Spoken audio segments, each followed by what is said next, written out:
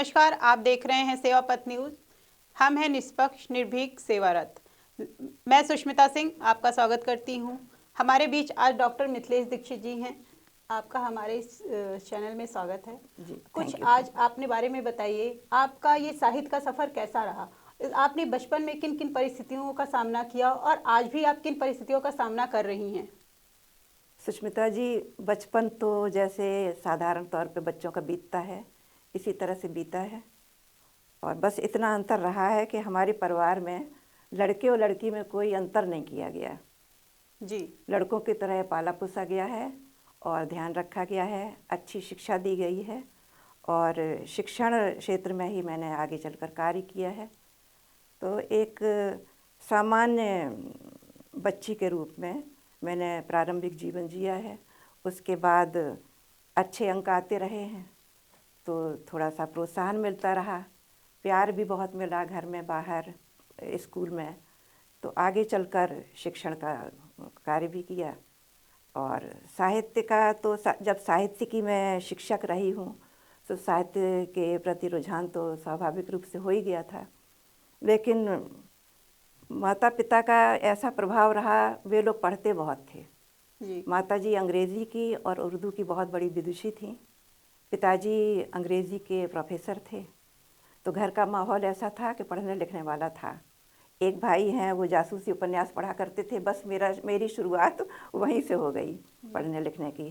फिर आगे चलकर जब पिताजी ने ये देखा कि ये तो जासूसी उपन्यास पढ़ने लगी है, ये इसके क्राइम की तरफ इसका रुझान हो रहा है, तो उन्होंने प्रेमचंद के उपन्यास हैं और जो हैं अच्छे जो रचनाकार थे उन सब की पुस्तकें लानी शुरू कर दी। पहले बंगला साहित्य उन्होंने लाना शुरू किया। रवीन्द्रनाथ टैगोर जी की पुस्तकें हैं, शरत चंद्र जी के उपन्यास हैं, फिर हिंदी के राम कुमार वर्मा जी हैं, भगवती चरण वर्मा हैं, नागर जी हैं, इनका पढ़ना शुरू किया। तो इस तरह से ये चलता रहा लिखना पढ़ना। आगे अभिरुचि बढ़ गई तो स्तर अपने आप मिलता रहा और इस तरह से आगे कार्य चलता रहा। मिथिलेश जी, जब मैंने सोशल मीडिया पे आपकी किताबें सर्च की तो मुझे देखने को मिला कि उसमें कई राष्ट्रीय अंतर्राष्ट्रीय मंचों पर आपको सम्मानित किया गया और ऐसी प्रोधा मेरे बीच बैठी हैं। ये मेरा सौभाग्य है कि आज आपसे बात करने का हमें मौका मिला। मैं जानना चाहती हूँ कि आपकी ये पहली पुस्तक कब आई? आपने साहित्य का सफ़र पहला कैसे स्टार्ट किया? अनायास ही हुआ, सायास नहीं हुआ, कुछ अनायास ही हो गया। इंटर करने के बाद जब मैं बीए में आई हूँ तो हिंदी विषय मुझे लेना पड़ा। जी। हिंदी में एक प्रतियोगिता रखी गई थी, उसमें 2 लाइन दी गई थी और उसे पूरा करना था, कविता बनाना था 8 पंक्तियों की। तो हम 24-25 लोगों ने उसमें भाग लिया था।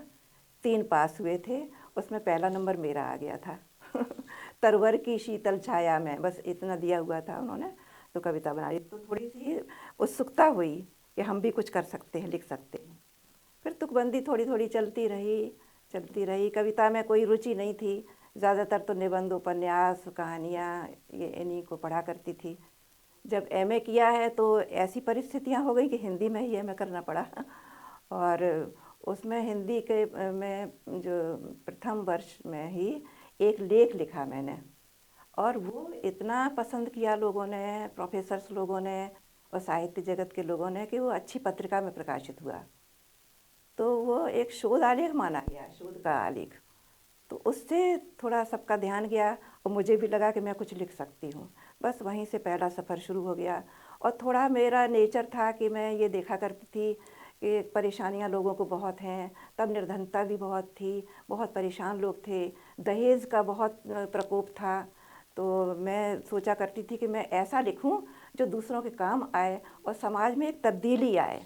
ये भावना थी मेरे जी। अंदर। एक रिएक्शन हुआ करता था तब, उस समय कोई भी बात होती थी, कोई विसंगति देखती थी पड़ोस में, समाज में, कहीं पर भी, तो ऐसा लगता था मैं कुछ लिखूं, मैं कुछ कहूं। कह सकती नहीं थी, लेकिन लिखने का तो की स्वतंत्रता थी ही। तो मैंने लिखना शुरू किया और एमए करते करते मैंने 2 निबंध लिखे और उसमें से एक मैंने ऐसी सादा लेटर लिखकर पोस्ट कर दिया। और वो था निबंध, जो था वो दहेज पर ही था। तो नवजीवन बहुत प्रसिद्ध पेपर था उन दिनों हिंदी का। नवजीवन में वो छप गया।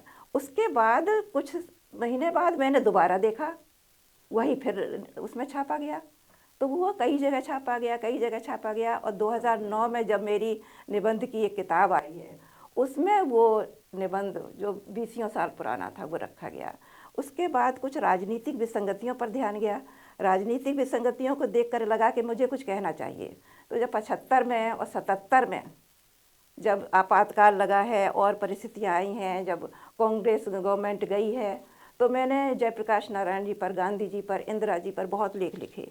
और जहाँ मैं रहती थी तो वहाँ देश धर्म और दिन रात पेपर निकला करते थे।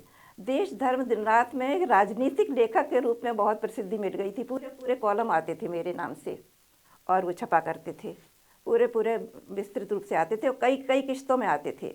फिर हिंदी साहित्य में बुलाने लगे लोग हमको, तो 2-4 वो सेमिनार्स हुए, अधिवेशन हुए, उनमें मैंने जो बोला है तो वो भी दिन रात दैनिक उसमें आने लगे 3-3 किश्तों में।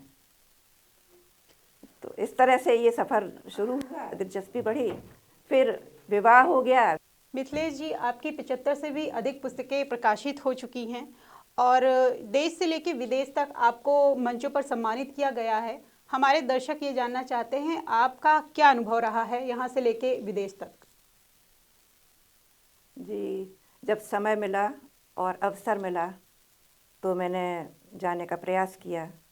मैं जहाँ भी गई हूँ, 2 उद्देश्य मेरे सामने रहे हैं, अपने भारत और अपनी संस्कृति का, अपनी भाषा का प्रचार प्रसार करना, और दूसरा उद्देश्य रहा है अपने देश का जो समृद्ध साहित्य रहा है उसको दूसरे देशों तक पहुंचाने का प्रयास करना, अपनी बात को दूसरों के सामने रखना, और अपने जो आर्ष परंपरा रही है, संस्कृत की परंपरा रही है, उससे लेकर आज तक जो टेक्नोलॉजी, विज्ञान और भी जो विषय हैं आज के, उन सब पर जो लिखा गया है उसको भी अनूदित रूप में या ओरिजिनल रूप में उसको बाहर ले जाना, ये मेरा प्रयास रहा है। मैं जहाँ भी गई हूँ तो पुस्तकें अवश्य लेके गई हूँ, और ख़ास तौर से जो दूसरों की पुस्तकें हैं, जो खास पुस्तकें हैं, उनको लेकर गई हूँ और वहाँ के पुस्तकालयों में भी दी हैं, उन पर चर्चा भी की है। मैंने इस संबंध में वहाँ गोष्ठियाँ भी रखी हैं, और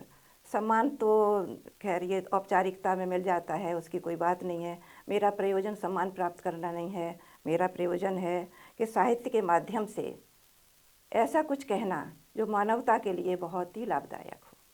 मिथिलेश जी, आपने अभी मानवता की बात करी है। मैं जानना चाहती हूँ कि आप किस तरीके से सेवा भाव का लेती हैं, सेवा भाव को किस तरीके से लेती हैं। जी, मानवता में सेवा तो प्रमुख है ही। प्रेम और सेवा ये मानवता के लक्षण हैं। ये जहाँ भी दिखाई देते हैं, किसी मनुष्य में दिखाई देते हैं, तो समझिए वो सच्चा मानव है, सच्चा इंसान है। और मेरी समझ में तो जो प्रकृति ने या ईश्वर ने जो ये रचना की है मनुष्य की, इसीलिए की है। अन्य प्राणियों में आप देखेंगे सेवा और प्रेम का इतना भाव नहीं होता है जितना कि इंसान में होता है। हाँ, तो सेवा तो बहुत आवश्यक है। वो उसका तो शुभारंभ घर से ही हो जाता है, घर से लेकर बाहर तक। जब भी अवसर मिले तो सेवा कार्य करने चाहिए, लेकिन उसके लिए प्रेम होना ज़रूरी है। जो अपने से प्रेम करता है वो ईश्वर से भी प्रेम करता है। जो अपने से और ईश्वर से प्रेम करता है वो पूरी प्रकृति से, पूरे समाज से प्रेम करता है। जहाँ आवश्यकता है प्रेम की, जहाँ आवश्यकता है सेवा की, वहाँ प्रत्येक इंसान को सेवा करनी चाहिए। मेरा तो ये मन है। मैंने तो जब देखा कि अस्पतालों में ज़्यादा ज़रूरत है तो मैं सेवा पथ ट्रस्ट से जुड़ गई, और श्री विशाल भाई ने मुझे अवसर दिया तो मैं सेवा कार्य करने लगी अस्पतालों में भी। मिथिलेश जी, आपकी कुछ दिनचर्या के बारे में जानना चाहती हूँ कि किस तरीके से आप अपना दिनचर्या पूरा करती हैं। सामान्य इंसान की जो दिनचर्या होती है वही दिनचर्या मेरी है। जो घर गृहस्थी के काम होते हैं, नित्य नैमित्तिक जो कार्य होते हैं वो किए जाते हैं, लेकिन उसमें थोड़ा सा अंतर ये हो जाता है कि मैं समय का बहुत ध्यान रखती हूँ। समय का ध्यान रखती हूँ, अनुशासन का भी ध्यान रखती हूँ। इसीलिए मैंने कम से कम समय में ज़्यादा से ज़्यादा काम करने की कोशिश की है। और घर परिवार में भी इसी तरह मेरे संरक्षण में या मेरे द्वारा जो बच्चे पाले पोसे गए हैं वे आगे चलकर बहुत अच्छे निकल गए हैं, क्योंकि अनुशासित रहे हैं। तो घर में अनुशासन बहुत आवश्यक है। बस इसलिए अधिक से अधिक काम कर लेती हूँ। जो समय बचता है साहित्य का काम करती हूँ, लेकिन वो रात्रि का समय ही होता है। दिन में जहाँ तक आवश्यकता होती है मैं सेवा कार्य ही करती हूँ। सेवा के लिए आवश्यक नहीं है कि तलाशा जाए कुछ। हमें अपने घर में ही बड़े बुज़ुर्ग मिल जाते हैं, पड़ोस में मिल जाते हैं। बहुत से ऐसे लोग हैं जो जो बहुत ही परेशानी में हैं। उनके लिए हम तैयार रहते हैं और कुछ करने का प्रयास करते हैं। बिल्कुल ठीक कहा आपने। ये सेवा भाव आज हमारे नई पीढ़ी में भी होनी चाहिए। जी, इसीलिए मैंने लिखा है। साहित्य का मेरा मकसद ही है कि मैं कुछ ऐसा लिखूं कि ये युवा पीढ़ी जो है, हमारी भावी जनरेशन है, जो ये समाज का जो जो युवा वर्ग है, इसमें थोड़ी तब्दीली आए। अपने संस्कृति के प्रति, अपने देश के प्रति अपने परिवार के भावना जागे, प्रति। परिवार के प्रति बोध नहीं रह गया है, बड़े बुजुर्गों का वो सम्मान नहीं रह गया है। वृद्धाश्रम खुलते चले जा रहे हैं। मुझे याद है आज से 30-40 साल पहले कोई वृद्धाश्रम कहीं नहीं हुआ करता था, एक आध कहीं होते थे। अब तो जिधर देखिए वृद्धाश्रम खुले हुए हैं। हमारी परिकल्पना ये दादा दादी की जो आश्रम की इसीलिए है, और इसलिए भी है कि हमारा जो संवेदन है, हम जो सोचते हैं, हम जो करना चाहते हैं, उसके लिए भी अवसर मिलेगा। ये बड़ा पुण्य का काम है कि हम दूसरों की सेवा करें, बड़े बुजुर्गों की सेवा करें, छोटे बच्चों को हम उस तरह से परिवर्तित करें, पालन पोषण करें बिल्कुल कि सही कहा आगे आपने। चलकर वो इसकी शुरुआत जी सबसे पहले हमें अपने परिवार से करनी परिवार से चाहिए। करनी चाहिए। बाहर भी शिक्षक के रूप में भी कर सकते हैं हम सेवा। सफाई स्वच्छता रख सकते हैं, बच्चों में अच्छे संस्कार डाल सकते हैं, अच्छी कहानियाँ सुना सकते हैं। पाठ्यक्रम पढ़ाते पढ़ाते हम बहुत सी अच्छी बातें बता सकते हैं। हम जब कुछ बाहर कार्य करते हैं तब भी कर सकते हैं। शिष्टाचार बहुत ज़रूरी है। और कुछ भी काम, छोटा तो कोई काम होता ही नहीं, जितने काम हैं सब बड़े ही काम होते हैं। कोई ना छोटा पुरुष होता है, ना कोई छोटी महिला होती है, ना कोई छोटा काम होता है। जहाँ ज़रूरत है वहाँ आ जाना चाहिए और सामने खड़े होना चाहिए, और दुर्बल का, निर्धन का सहारा बनना चाहिए, और सेवा भाव ही होना चाहिए। सेवक बनकर काम करेंगे जब हम, स्वामी बनकर नहीं काम करना है। बिल्कुल बस ठीक। ये मानकर चलना चाहिए। मिथिलेश जी, आज आप हमारे युवा पीढ़ी को क्या संदेश देना चाहेंगी? आज देखने में आ रहा है कि संवेदनाएं कम हो रही हैं, संवेदनशीलता घट रही है। लोग अपने में ही लगे रहते हैं, दूसरों का ख्याल नहीं रखते हैं।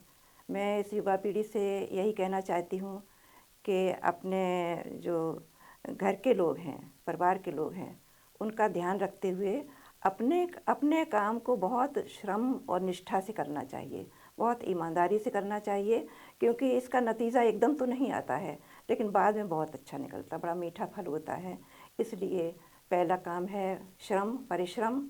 दूसरा काम है सजग नागरिक होना चाहिए कि हमारे चारों ओर इर्द गिर्द क्या हो रहा है उसकी भी जानकारी होनी चाहिए। फिर हमारी भूमिका क्या होगी, युवा वर्ग को ये सोचना चाहिए कि उनकी भूमिका परिवार में, समाज में और देश में, और हम अपने वैश्विक स्थिति में देश में क्या भूमिका उनकी होनी चाहिए, और अपनी प्रतिभा जो है उसको समझना चाहिए, और अपने काम में बहुत निष्ठापूर्वक आगे बढ़ना चाहिए, और उसमें कमी नहीं रहना चाहिए। समय सबके पास उतना होता है, सांसें सबको उतनी मिली हुई हैं, उनका सदुपयोग करना है और कुशलतापूर्वक उस कार्य को करना है। ये बहुत ज़रूरी हो जाता है। हम यही चाहते हैं कि हमारा युवा वर्ग है सचेत हो जाए, जागरूक हो जाए, निष्ठावान हो जाए, ईमानदारी से, मेहनत से अपना काम करे, और दूसरों को भी सहयोग और सहायता देने का काम करें। बिल्कुल ठीक कहा आपने। युवा पीढ़ी को ये सीखने की बहुत ज़रूरत है, जैसा कि मिथिलेश जी ने बताया। और इसी के साथ आपका बहुत बहुत धन्यवाद, आपने हमें इतना नमस्कार। समय दिया। धन्यवाद।